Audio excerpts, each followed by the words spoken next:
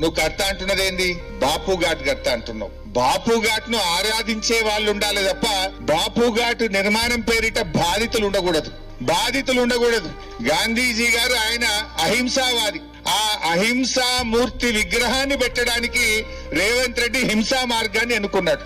అహింసామూర్తి విగ్రహం పెట్టడానికి హింసా మార్గంలో బలవంతంగా మెడ మీద కత్తి పెట్టి మీరు ఇల్లు ఖాళీ చేస్తారా, కూల్చమంటారా అని మాట్లాడుతున్నాడు. రేవంత్ రెడ్డి దృష్టిలో ఈ ఎంపీఆర్ అంటే, ఈ అపార్ట్మెంట్ అంటే, ఒక ఇల్లు అంటే ఇటుకలు కావచ్చు. నువ్వు జేసీబీతో కూల్చే ఇటుకల్ని కూలుస్తున్నా నువ్వు అనుకోవచ్చు. కానీ ఒక మధ్యతరగతి వాళ్లకు, ఒక పేద వాళ్లకు అది జీవితాంతం రెక్కలు ముక్కలు చేసుకొని రూపాయి కూడబెట్టుకొని బ్యాంకుల్లో అప్పులు తెచ్చి ఒక కళ నిజం చేసుకుంటారు.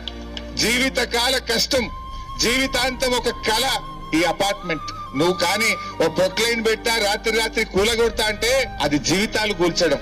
నీకేంది? నువ్వు జూబ్లీ హిల్స్ ప్యాలెస్ లో బాగానే ఉన్నావు, ఇంకో 100 కోట్లతో ఇంకో ప్యాలెస్ కట్టుకుంటున్నావు. కానీ ఈ పేదల పరిస్థితి ఏంది? ఈ మధ్య తరగతి ప్రజల పరిస్థితి ఏందో ఒక్కసారి ఆలోచించాల్సిన అవసరం ఉంది.